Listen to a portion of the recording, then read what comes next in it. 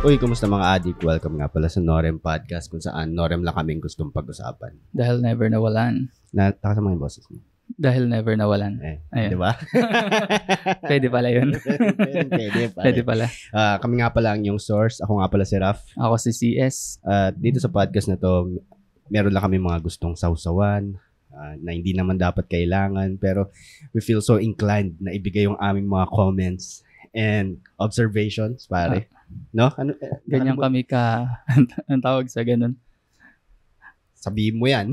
Hindi mo sabi. Ganyan kami kabobo. Yun yung pang-save natin palagi. No? Sa podcast na to, meron kami tinatawag na stupid source kung saan nagbibigay kami ng mga walang kwentang payo, pare. Para sa mga letter senders namin na avid fans, avid listeners, pare, mga addict. At pag hindi nyo alam, ang tawag pala namin sa mga listeners namin, mga addict, pare. Bakit addict? Kasi addict sa tawanan. Okay. At kwentuhan, pare. Yun. Tsaka ano din, yun. Addict sa tubig. Meron kaming motto dito, stay hydrated. Yeah. Sa first part ng podcast na to, nagkakamustahan muna kami, pare. Ano mga pinagkabalahan namin for the last week, ano mga ginawa namin. Tamang warm up lang para mamaya dire-diretso na. So, ayun pare, kumusta? Ano mga pinagkabalahan mo for the last week? Pag inumpisa mo ako ng wala, tangina, aalis ako dito. Pag sobrang dry na naman ang week mo. Siyempre hindi. Isa-stop ko na tong recording na. Ano ba nangyari? Wala. Ano nangyari sa week ko? Wala. Ina! Umuwi yung kuya ko galing Saudi. Tapos binisita ko siya. Ano yung panganay niyong kapatid? Pangalawa sa panganay? Ayun, binisita ko siya sa Binangonan. Kumusta naman siya? Ayun, bulbasarado. Tumubaba. Ganun pa rin. Dito, no? Walang pork? Or mahal yung pork? Walang pork talaga. Hindi pwede. Kaya, yun ang kinain namin, paksiw na pata. Oh, no? Yun yung tinitira ng mga galing sa Middle East, no? Yun yung namimiss nila. Kasi dito, grabe yung abundance ng pork dito, Tsaka alak.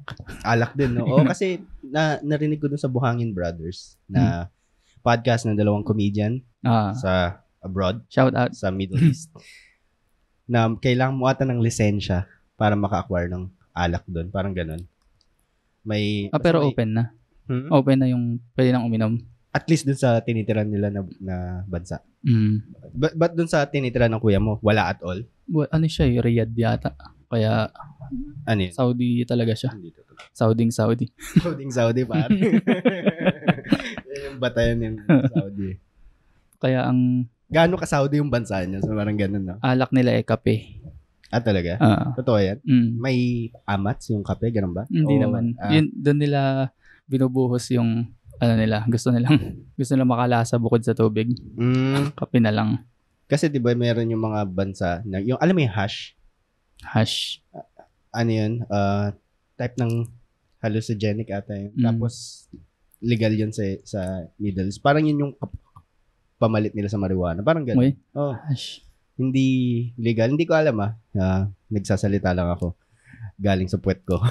Hindi ko talaga alam. Pero ang pagkakaalala ko may gano'n nga na hash. Basta search mo lang ano yung nakaka-hide din yun. Tapos yun yung ginagamit nila.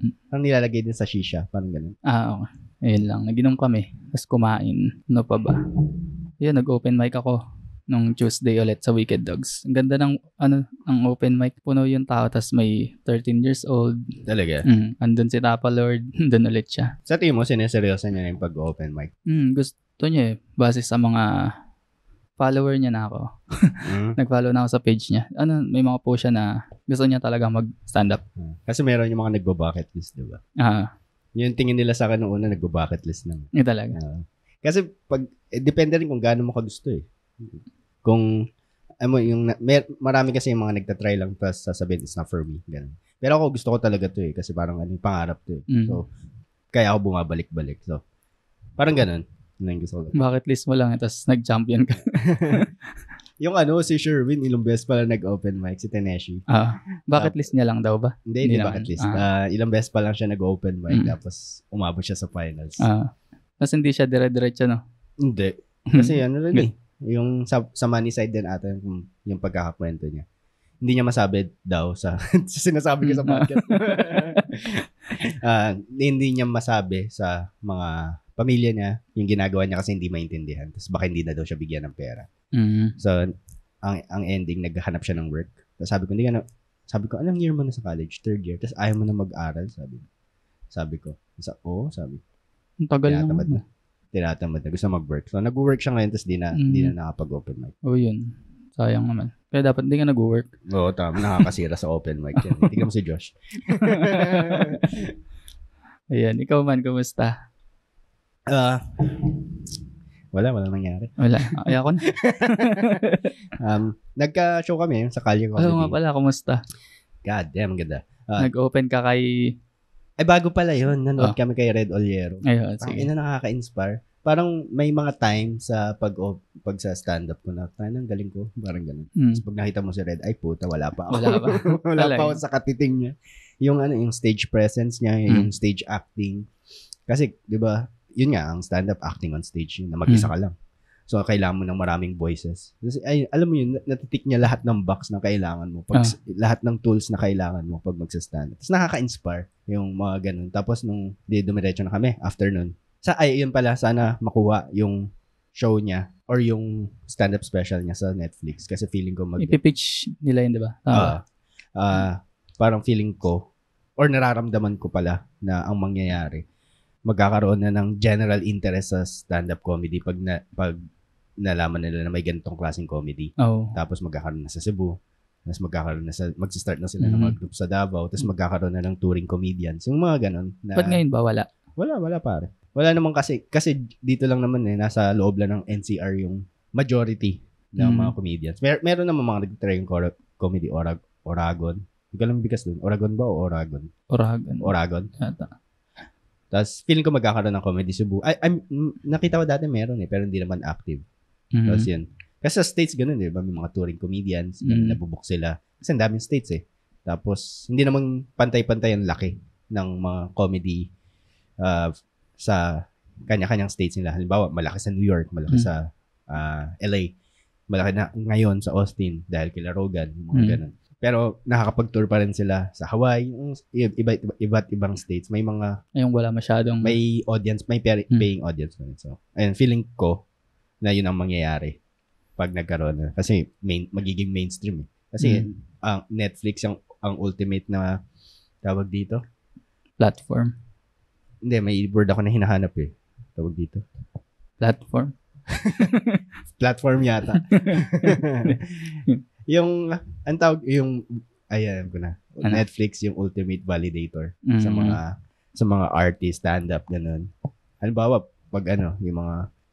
yung mga ganun na movie na hindi pinuntahan sa sine, tapos pag pinalabas sa Netflix, biglang magbuboom tama. Mga ganung klase. So, nararamdaman ko na yun yung mangyayari. Tapos after nun, hindi pumunta na kami sa Arcana kasi doon sa Teatrino, natatanaw mo lang yung Arcana. Ang ganda sa Arcana, no? Parang nakita ko sa picture. Maganda nga, ang bougie tignan. Tapos, ang ano? Bougie. Tapos, ano nga ito? Ang sarap ng food. Ang sarap yung food. Tapos, ang ganda nun kasi bago yung show, di ba, kwentuhan. Tapos, andun si Ryan Ramsey. Ayun nga pala, nag-open ako kay Sultan. Tapos, ang dami niyang kwento. Tangina si Red, gumaganon siya. 5 taon siyang kumain ng tae. Tapos, dignan mo siya ngayon. Parang nanood din siya? Nanood din siya? Hindi yata. Hindi ako sigurado pala. Tapos, yung kinikwento niya lang na, tingnan mo si Red ngayon. Gumaganon siya. Tapos, ayun, yung mga kwentuhan before. Tapos, alam mo yun, yung show na yun, parang nagsabi yung mama ko na pupunta siya. Pero yung the week before, parang iniisip ko, wag na kaya. Parang nahihiya ako. Kasi? Ewan ko. Alam mo yun, sobrang overthinker kasi ako na tao. So sabi ko, paano pag di nila magustuhan? Narinig niya na yung mga jokes ko, baka hindi na siya tumawa. Tapos nung, it turned out great pala. Kasi pumunta rin yung tita ko. Kilala mo yun sa Mami Lu? Mami Lu? Andyan? Namunta. Andito sa Manila? Siyempre. Bobo ng tanong. Tapos pumunta rin yung ate ko. Medyo na-intimidate ako sa ate ko. Hindi naman dapat. Pero parang feeling ko hindi siya matatawa, ganun. Tapos, yung pinapanood ko siya nung ibang comedian yung nagsiset. Yung yung gumagano yung likod. Yung gumagano yung tawa. Yung sumasandal sa sobrang tawa niya, ganun. Tapos may beat ako na tungkol sa mama ko, tapos nakita ko tumawa siya. Ganun. Tapos nakakatawa pa yung tanong ng mama ko bago ako mag-set. May bago ka? Sabi ko, meron akong 3 bago. Sabi ko. Ayun din, siguro, kailangan ko pa, parang wake up call sa akin niya, kailangan ko pa magsulat ng marami pang jokes. Kasi puro ako idea ngayon pero alam mo yun, kasi di ba palagi tayong ganun, send ako ng ng mga beat. Pero hindi ko nasusulat lahat. Pero feeling ko kailangan ko ng parang wake up call nga na kailangan damihan ko pa yung mga jokes ko. So, yun lang. Ay, pare, may... Congrats pala. Salamat, pare. May naka-recognize sa akin. Saan? Sa show. Hindi mo recognize, parang lang, pinakinggan niya daw yung podcast natin. Si Jasper, pare, kamusta yung Jasper, kamusta? Tsaka yung girlfriend niya na si Leda. Ang pinuntahan talaga nila doon, si Ryan Rems, of course, kasi siya yung headliner. Tsaka bumili sila ng shirt ni Ryan Rems, yung kapangyarihan sa mga bakla. Nag-avail sila nun. Tapos yun yung suot nila during the show. Tapos nakakwentuhan ko sila konti, ganun. Tapos may podcast din sila, pare, 25%. Oo. Sila yung sabi ko na friend sila ni Cancer ata. Talaga? Doon ko nakikita yung 25% podcast. Ayos. Ayun, ano ba? Nagpo-promote din pala ako. Sige. Pero, ayun, may napanood akong movie kagabi, pare. Ano? Sobrang luma ng 2001. Training Day, si Denzel Washington. Tapos sobrang ganda, pare. Sobrang. Saan yun? Sa Netflix. Nakita ko lang na si Denzel Washington. Tapos sabi ko, puta, parang, panoorin ko nga ito kasi si Denzel Washington to . Tapos sinubukan ko lang. Tapos nung una, hirap ako yung first 10 minutes, hirap ako mag-focus as usual para umupo, para manood. Tapos, yun first 10 minutes, andun pa rin yung editing mind ko na check yung angles, yung ginamit na lens, ano kayong ginamit nilang lens dito, ganun. Tapos after 15 minutes, pare, immersed na ako. Wala na, nandun na ako sa loob ng movie. Yung ganun. Hindi mo na napansin yung mga... Hindi ko na pinapansin. Ang ganda na ng storya. Kung saan napunta. Putang, nasabi ko na miss ko yung gantong feeling, yung na-immerse ka. Yung, tangina meron niya yung nanonood ako. Sa tablet na kasi ako. Nanonood ako. Tapos lumapit si Alice. Sabi ko, mamaya ka na pumunta. Sabi ko, ganda na yun. Parang masira yung momentum. Lumapit siya sa akin para makipagkwentuhan. Sabi ko, doon na. Sabi ko. Denzel T. Ang ganda, pare. Tapos 2001 pa yung movie na yun. It holds up, pare. Ayan, ganda. Sana mapanood. Sobrang ganda. Tungkol saan ba yun? Sa cop. Sa investigator. Na first day niya. Training day niya. Tapos ang magte-train sa kanya si Denzel Washington. Tapos ang dami niya nalaman. Sabi niya, kailangan mo i-unlearn yung mga natutunan mo sa academy. Sabi niya, kasi pag nandito ka na sa streets, real world na to. Ganun. Tapos ang daming na-unpack na stories. As you go, lumilinaw. Yung ganun naman lahat ng movies na sobrang vague. Tapos at some point maglalabas, mag-reveal sila ng nangyari. Tapos mag-trick. Basta sobrang at least for me ayun lang. Pare. Astig, no? Tapos, ayun, promote, pare. State of Comedy. Sino nga andyan? Magkwento nga muna, may gagawin ako. Kamusta mo muna yung mga adik. Kung sa akin mga adik ko kayo papahuli. Para stay safe. Epas lang. Ayun palang open mic sa sobrang tuwa ko. Tsaka si Jackie Nang yung headliner. Tama, may show yung tonight si Jackie Nang sa mga di nakakilala. Siya? Stand-up comedian sa Singapore. One of the famous stand-up comedian ng Singapore. Na siya nag-headline. Kaya gusto kong... Sana makapunta kayo last week. Hindi, dalawa yung show niya. Politically incorrect. Yan. So, ayun. Gusto kong lagyan ng voiceover agad Show namin, State of Hilarity, kasama si Diane Aaron. Gold Dagal, pare. Saan ka pa? Gold Dagal. Guys, Gold Dagal mo na. Chan Consing. Ilang beses ko na nakasama sa gig to. Sabi ko, siya ulit. Astig. Tapos ako, pare, Rap Baltazar. Nathan Monier, na sobrang laki. Sobrang... Meshwe, pare. Si River Cruz. Tsaka si Russell Arabis. Nice. Sherwin Buenvenida. Na writer para sa TV shows. Talaga? Hindi ko pa siya napapanood ng live. Gusto ko siyang mapanoorin din. Tapos hosted by Eman Laus, pare. Yun. Si Eman na nasa kanyang hosting era. Galing. Sana makapunta kayo kasi magte 10 minutes ako dun, pare. Yan yung pagka 10 minutes ka. Galing na. Ayos. Kinakabahan pa rin ako to this point, to this day, kung na mag 10 minutes. Pero meron ako mga set na umabot ng 7. Tapos, intended yun for 5 minutes. Parang gano'n. Sabi ko, kaya ko naman. Konti na lang. Tapos, ayun pala, nag-host din si Judd yung open mic ng Tuesday. Lagi nag-host yun. Idol ko. Palagi ba siyang nag-host? Hindi niya first time. Hindi niya first time. Akala ko first time. Pero, ang galing niyang mag-host. Magaling nga siya. Oo. Nakakabilib. Mabilis siya sinasabihan na rin nila ako nung nag-open mic na mag-host na rin. Pero, ganun ba talaga ang kailangan mabilis ka mag-isip pag ganun eh. Parang para sa akin. Pero feeling ko ito na naman yung mga ino-overthink ko. Na, alam mo yun. Pero kailangan ko na itakal din. Palagi ko iniisip. Ganun ba talaga pag sa stand-up comedy? Open micer tapos host. Mag-host ka. Yun yung tawag dito, ladder. Siguro natural progression mo yun bilang stand-up comedian. Na matutunan yun yung hosting. Kasi yun eh. Parte pa rin eh. Di ba? Nagsasalita ka, nag-jokes ka. So, kailangan nasa tool mo yan. Nasa toolbox mo yan ng comedy, yung pag-hosting. Kasi pag natuto ka na mag-host, marami na magbubukas sa'yo na pintuan. Pwede ka mag-host ng kasal, ng birthday, mga ganun. Kasi bumibilis ka na mag-isip. Feeling ko na nakakatulong tong podcast. Ewan ko, parang dinadaga lang ako eh. Parang ito na. Yan lang yung mga pinagkabalan ko, pare. Ikaw, pare, ano mga pinagkabalan for the last week? Natulog. Hindi mo nakakatulog. Pero, basta, nakatulog na ako ng mahaba-haba.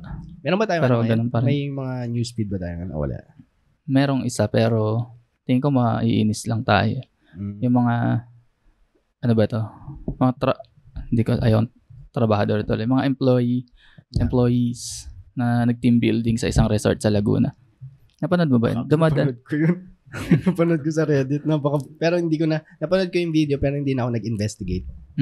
I mean, sabi ko, hintayin ko na lang kung anong sasabihin nila bago ako. Hindi ko na rin tinignan yung mga sinasabi ng mga tao. Pinanood ko lang, pinapanood sa akin ni Ali pala yung video. Sabi ko, napaka-savage naman ng mga to. Napaka-balakura ang putang na. Ano kayong iniisip nila? Ba't ganun? Tas, yung iniisip ko baka nakasagutan nila sa chat yung may-ari tapos maraming hindi pagkakunawaan. Tapos itong mga galawang squatter yung ginawa nila. Ganun. Kaso hindi walang ganong pangyayari. Ano yan? Walang ganong pangyayari. Nag-trip-trip lang talaga sila. Talaga? Napaka-squatting naman. Grabe naman na. Ayun nga, tapos mga sila. Hindi naman sila squatter na mga jobless na gano'n. Hindi ko maunawaan kung bakit mo gagawin yun. Pati yung rice water dispenser.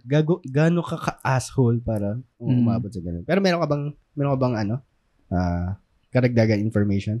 But sa mga hindi nakakaalam pala, ba't di mo ikwento kung ano nangyari? Sige. Yun nga, nag-swimming sa Laguna, team building yung isang team. Tapos, nalasing, pauwi na sila, nagbato ng mga bagay sa pool. Una, mga monoblock. Meron nagbato ng bote, so may bubog sa pool.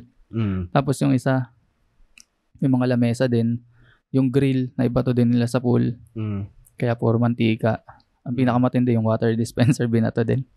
Pero ang pinakamaganda dun, pare, yung ginawa nila yun. Na sila eh. Ramdam na nila na na-build na yung team nila. Meron na silang nagsasamahan. Naalala niyo yun? Sama-sama kayo sa kulungan, boy. Makukulong ba yan? Siguro. Pag nagsampa ng kaso. Pero magsasampa daw ng kaso yung may-ari. Pero bakit walang na-interview sa kanila? Walang naglabas ng dahilan? Meron na. Anong sinabi? Trip-trip lang. Ayun lang talaga. Nalasing sila, tapos nag-trip-trip lang. Tapos ang matindi doon, alam mo magkano resort? 3K. 3K na lang doon, binaboy pa yun. Tapos kukunin pa daw yung security deposit na 1K. Kukunin mo yung security deposit. Sabi nung bantay. Nakita ko tinapon nila yung dispenser ng tubig sa pool. Tapos sabi daw nung bantay, check ko lang po yung pool. Tapos humarurot na sila ng motor. Di na nila kinuha. Tumakas na sila. Buti may CCTV yan. Alam na, nakikita naman yung CCTV doon. Iniisip nila nangyayari. Hindi naman tago yung CCTV. Nakakainis yung mga... Pero yun, kita-kits na lang kayo sa kulungan, boy. Hindi ko talaga maintindihan, pare. Hindi ko maunawaan kung bakit nila gagawin yun. Pag may pumunta ba sa bahay nyo tapos ginawa nyo, sa tingin nyo ma-appreciate nyo. Siyempre, siguro, sila. Tapusin mo yan. Siguro. May bit ako dyan sa hindi pagtapos ng mga sentences. Ibabawas ko sa'yo Parang mamaya. yung kapatid ko pag hydrated Pag nagkwento ako, biglang napuputol. Sabi ko, pre, iniiwan mo ako. Nakikinig ako sa'yo Partida. Ayun lang yung nangyari. Sige. Papasukin mo nga sa aklas. Ay, ako ba? Akala ko yun na yung pitch. Sige, aklas, pasok. Nice. Sumayaw pa naman ako. Stupid! Stupid Source! Flying in responding.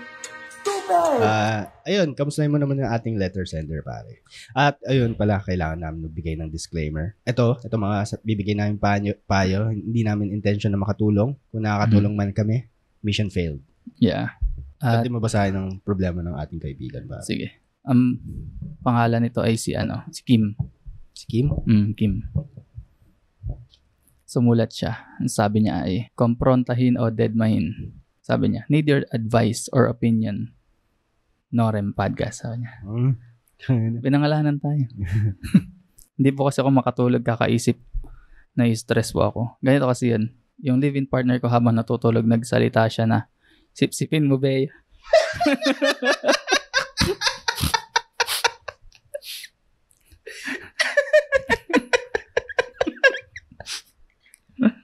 Ibang level ng sleep talking yun, May pangalan.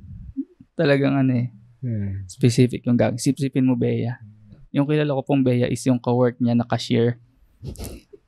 Bale, lasing po siya nung nagsalita siya niyan, pero tulog. Sipsipin mo, Bea. Ang ganda ng title ng episode na ta. Sipsipin mo, Bea. Ngayon, di po talaga ako makatulog. Nababaliw ako kaisip. Di ko alam kung napaparaning lang ba ako. Kung kayo, mga addict sa niya. Dulas ka dun Kukomprontahin niyo po ba ang live-in partner niyo o dead man niyo na lang? Ayun na yan. Maigsi lang to. Pero, so, ano yung mga problema niya, pare, pag-usapan natin? Nag-sleep talk yung partner niya. Sabi, sipsipin mo, Bea. Tingin mo ba yung mga... Wala namang context, Pwede namang soft drinks. kaya nga. Pwede namang mogu-mogu. Kasi mogu-mogu, may may nata de coco. Baka yun yung pinapasip-sip niya. Okay, milk tea. Or pwede rin buko. Diba? Pag ang hirap sip-sipin ng buko, pag andun na yung mga strands ng yung mga, yun yung mga laman. diba? Hirap sip-sipin. Baka yun yung pinapasip-sip niya, pare. Baka milk tea. Diba may masyadong kanta? overthinker, no? May kanta si Carlos Agassi. Alam ba yun? Hindi, pare. Sip ng milk tea. Sino si Carlos Agassi? Agassi, oo. Sino yun? Hindi mo kilala yun? Kaya katanatanong. Hindi mo kilala? Totoo ba? Pag nakita ko yung mukha, ma-recognize ko. Pero yung pag minatch mo yung pangalan, tsaka, parang wala akong masyadong kilala, sorry. Kasabayan siya nila, Piolo Pascual sa The Hunks. Piolo Pascual, Jericho Rosales. Hindi mo alam yun? Mga early 2000s yata yun. Grupo nila. Cartoon Network pinapanood ganun, pre? Yung ganun. Ed and Eddie yung alam ko. Si Carlos Agassi, siya yung laging may abs. Nagpapakita ng abs. Kasabayan. Ano sila? 5. Si Piolo. Si Papa P. Kila si Sam Milby. Kasama ba si Milby? Hindi yata. Jericho Rosales. Ayun. Yan yung mga household names kilala. Household name ba si Carlos Agassi? Nawala kasi siya Wala akong naiisip na on top of my head ng movie niya. Wala, hindi naman. Tapos si Dieter Ocampo, kilala mo? Na-recognize ko yung pangalan pero hindi ko may match yung mukha. Bernard Palangka. Hindi rin. Tsaka yun, si Carlos Agassi. Sila yung The Hunks. Yan mga konti electric. Itutok mo ng konti sa akin. Thanks, man. Siya yun. Tapos rapper siya talaga dati. Ay, naging rapper na despise ng ibang rapper. Kasi hindi siya tunay. Yung sinasabi na hindi siya tunay. Tapos yun, may kanta siya ngayon. Naglabas siya ng sip-sipin ng milk tea. Ayun, baka ito naman yung sinasabi ng live-in partner mo o iba. Feeling ko rin. Pero kung gusto mo ng kung paano mo i-confront, sinasend mo ba itong mga sagot na to sa kanila? Hindi na. Bawal. Hindi, kung i-message mo lang, ganun. Pinag-usapan pala namin yung problema mo, baka trip mo pakinggan. Pero ayun, yung nag-sleep talking ka na ba? May nagsabi na ba sa'yo nagsisleep talk ka? Nung elementary. Talaga? Ano mga sinasabi mo? Sip-sipin mo, Bea. Hindi, ano daw. Tinatawag ko daw yung kaklase ko. Tapos sabi ko, ikaw na. Ikaw na. Yun. Yun lang naalala ko. Grade 6 ata ako. Grade 4. Yun lang. Ikaw. Kasi wala akong maalala, pero may mga tao na ganun din. Meron nasa seminary kami nun. Tapos meron notorious na seminarista nun. Na-crush niya yung isang teacher. Tapos yung nag-slip talk siya. Pangalan nung teacher Andrea. Sige pa, Andrea. Nakakatawa. Tapos merong ganun din. Dalawang slip talker nun sa seminary. Tapos sa dorm. Tapos hindi lang slip talk. Nag-slip stand pa. Tapos nagharap sila. Tapos nag-uusap sila habang Talaga? Hindi na exaggeration. Parang magkausap pa sila. Hindi, umuwi ka na. Gumagan sila.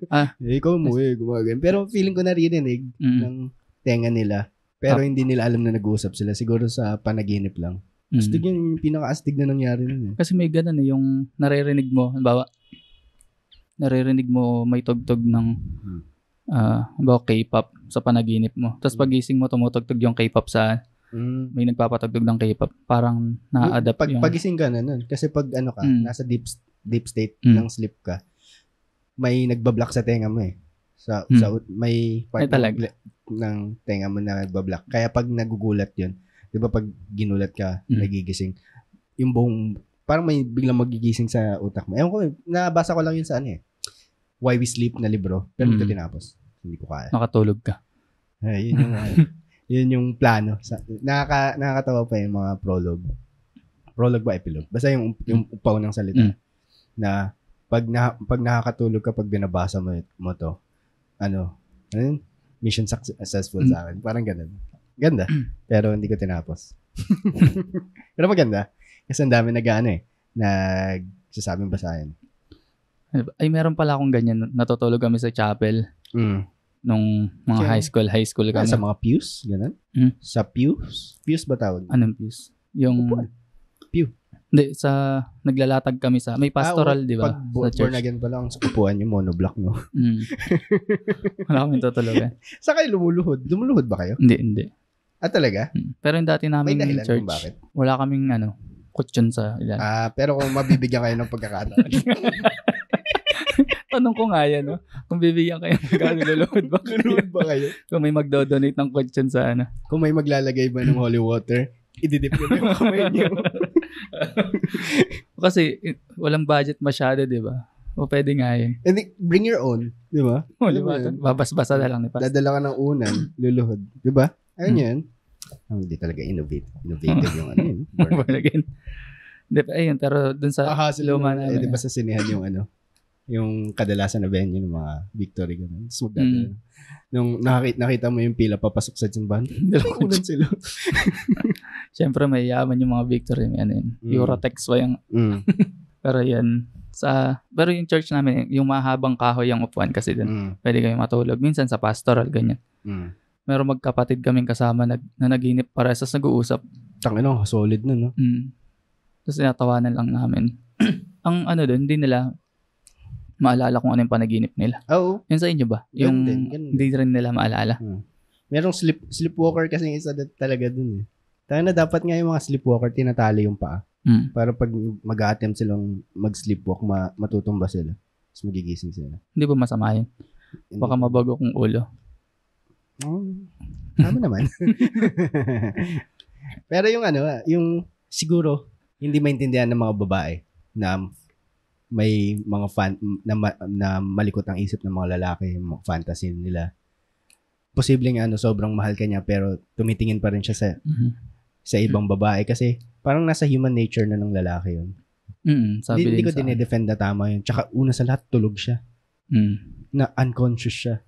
Yung mga pero yung mga lumalabas nga sa bunganga yung mga subconscious. Oo, pero diba yun subconsciously yun yung fantasy mo, yun yung desires mo. Trinidor ka ng tulog mo. Oo, no? Kasi, baka iniisip niya na nangyari yun, tapos, nire-relieve niya sa panaginip niya yung mga nangyari. Supin mo, Bea, ganun. Pinag-overthink mo ba yung natin? Oo, pare. Si Kim? Okay lang yun. Normal. Hindi ko masabing okay, pero kasi sobrang overthinker ng mga tao eh. Ay, ng mga babae. Pag alam naman ni si Ali, aware siya, well aware siya na nanonood pa rin ako ng porn to this day. So, alam niya tumitingin ako sa babae. Siyempre, alam nga naman lalaki tinitingin. Oo, no? Pag porn nga, tapos nag-umpisa magsalita yung lalaki, nililipat ko na eh. Yung gumagano yung lalaki. Okay, next. Pero, Hindi skip. yung point ko, kung binibigyan ka naman ng dahilan ng boyfriend mo, na you feel secure na ikaw lang yung mahal niya, feeling ko pwede mo nabawasan yung pag-overthink mo. Kasi yung lalaki, horny in nature. Tingin ng tingin sa ibang babae, ganun. Meron nga, sinabing stat. Hindi ko alam kung paano nila nakuha yung number na to. Pero, let's say, 20% ng buhay ng lalaki tumitingin sa babae. Yung, halimbawa, nakakasalubong, titingin yung babae, susundan ng tingin, ganun. So, hindi kasi sinasabing tama. Ganun ka ba? Pero nangyayari. Ako? Oo, pare. May, alam mo yun, kahit naman kasama ko si Alice, sinasabi ko sa'yo, ganda ng babae. Yan talaga. Tapos, syempre, papansin mo, kailangan mo i-balance out din pangit mo, no? Pero normal yun, na tumitingin sa babae. Ang ginagawa ko ngayon, kasi nasa edad na ako na, tayo na wala naman ako energy para, ang ganda to, search ko kaya to. Parang ganun. Kunyari, naganda na ako sa babae, ang ganda na ito. Tapos mag-move on na ako. Alam mo yan, yung, tayo na, dami ng maganda dyan eh. Kunyari, naganda na ako sa kanya, hindi naman makukulig yung loob ko. Tapos mag-move on na ako kasi meron na naman nag-aabang na babae makikita. Parang ganun. Tsaka wala namang mangyayari. Wala nga. Yun. Napaka-harmless ng ganun. Pero nagiging magkakaproblema na lang kayo pag nagka-catcall ka na. Kasi pwede mo isarili yan eh. Pero pinipili mong ilabas. Alam mo yan. Mulang ba? Narinig mo parang bumuhos? Hindi ko sure. Pero fantasy niya lang yan eh. Tsaka ang daw, meron kasi kaming, nag-seminar kasi kami dati, ganyan sa church, parang leadership training na, tapos naging topic siya, hiwalay yung babae sa lalaki. Kasi yung topic nga, tungkol sa pagbabounce back, parang lalabanan mo yung temptation. Ganun. Parang meron, ayun nga, normal sa mga lalaki yun eh, na, halimbawa, yung nagpa-seminar nun, kasi sa US yun galing, pero Pinoy naman siya. Pag daw nagja-jogging siya, pastor yun, tapos meron nakakasabay na mga, yung umaalog-alog, yung dead napapatingin siya, parang normal na. Pero, ang masama doon is, yung unang tingin, siguro okay lang. Ang masama yung nilingon mo pa ulit. Sinundan mo ng tingin. Kasi may intention ka na talaga. Talaga? Hindi naman intention na galawin na. Pero, meron nung tumatakbo sa utak mo na. Parang once is enough. Hinuhubara mo na sa isip mo? Parang gano'n? Parang na-curious ka na sa kanya na parang may gano'n na. May gano'n ng part. Unlike na kapag napatingin ka lang isa, tas okay na. Pero sa tingin ko, kailangan mo siya i-confront ng subtle lang. Halimbawa, anong panaginip mo last week? Last night. Naalala mo yung panaginip mo? Siyempre hindi. Meron akong mga panaginip na alala, pero I mean, yung babae, si Kim, pag yung subtle lang sabihin niya. Dapat yung ginawa niya, yung pagkagising niya, nagkwento siya, alam mo ba na panaginipan ko? Tapos, ikaw naman, ano na panaginipan mo? Tapos, parang wala eh. Gusto mo i-refresh ko yung memory mo. Parang ganun. Tapos sasabihin mo, siya si Bea.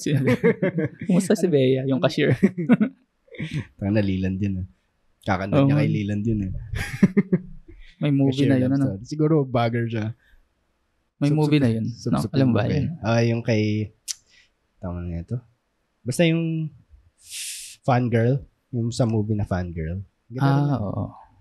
Siya rin. Si Charlie Dizon. Pero yun, feeling ko ganun yung gagawin niya. Kailangan niyang tanungin.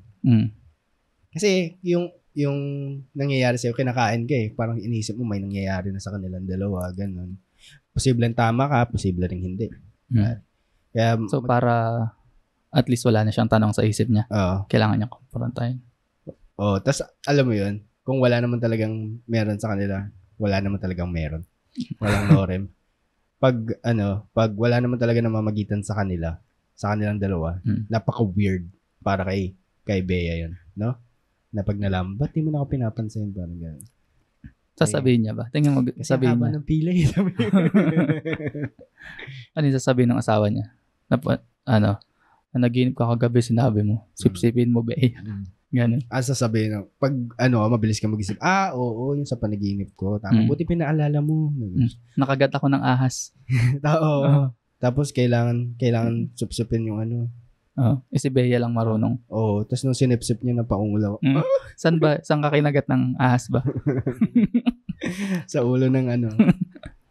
ng kamay ko. Specific mo, Bea.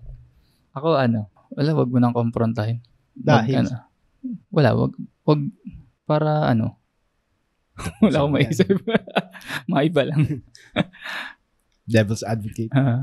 Wag mo nang komprontahin, wala namang Bakit nga? Bakit pag kinompronta niya, ano mangyayari? Parang ganun. Bakit hindi? Baka baka pag kinompronta niya, baka mag-away pa sila. Ayun lang, napakababa naman. Kasi, nag-aaway talaga kayo. Pag hindi kayo nag-aaway na mag-jowa, parang may mali. Parang hindi kayo passionate sa isa't isa. Hindi, inisip ko paano niya kukomprontahin Wala akong maisip na magandang way. Kaya parang ganun, wag na lang. Pero kung rektahan lang din, kagabi na naginip ka at sabi mo sipsipin mo, Bea. Ngayon, bibigyan kita ng 10 minutes na magandang isasagot sa akin. Pasok mo na, maliligo muna ako. Dapat pagbalik ko, ready ka na. Ayoko na may butas. Magaling maghanap ng butas o mga Galing nga putang ina. Mga babae. Pag nag-usap kami ni Ali, nyari may sasabihin ako sa kanya, may na-observe ako sa attitude niya, ganun. Tapos, ang galing pa rin na ibabalik niya sa akin. Sabi ko, sa huli, ako pa rin mali. Sabi ko, nabibili ba ako minsan, last night lang ata, last night lang ginawa niya, tawa ko ng tawa, sabi ko, ang galing mo talaga. Pwede mga psychology. Ang galing mong baliktad. Pwedeng abogado yun. Nakakatawa, Stig. So, yun. Yun yung may papayo namin sa'yo At saka hayaan mo na magmahalan si Bea at saka si Pasip-sip mo na lang. Sa panaginip lang naman. Pasip-sip mo yung mogo-mogo. O kaya kunwari ikaw naman ang managinip. Sip-sipin mo Raul. Gumanong ka. No. Tapos tatanungin ka ng ng live-in partner. Sino sa Raul? Sino si Bea? So, baligtad mo na. Papaamin mo na. Ang ganda nun. Sino muna si Bea? Tayo na, gusto ko din pala. Maigas dito si Dex. Kasi, Dex Conche.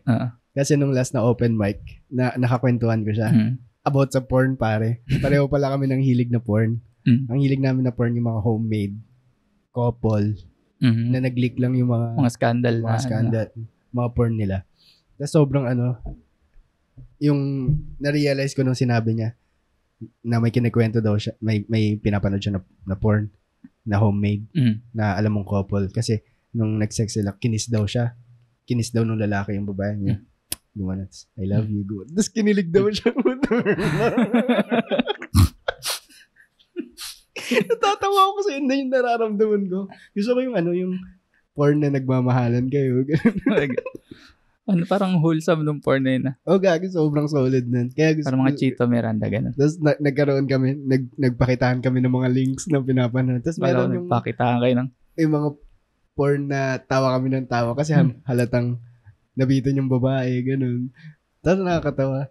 Tapos ang ganda rin ng mga dirty talking pag ganun. Sige, panggigilan mo. Gumaganon yung babae sa lalaki.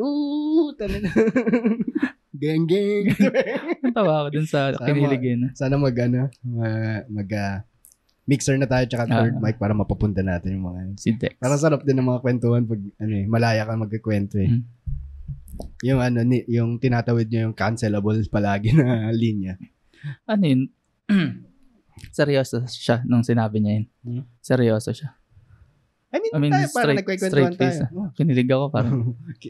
Yung tumatawag, kinilig ako, gumagano. Kasi hindi yung nararamdaman ko. Parang gusto ko yung yung couple na nagsisex. Pero guys, ay lang. Kaya, sana matuloy na yung sipsipin ni Bea yung buko juice. Mugo-mugo niya.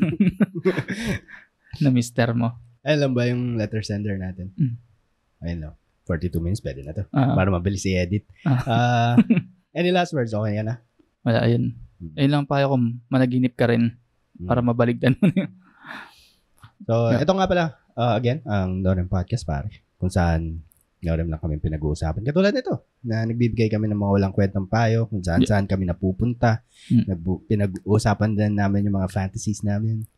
At sa podcast na to, hindi namin alam kung paano tinatapos. Pero kung alaws kayo, Norem kami. Yun, pare.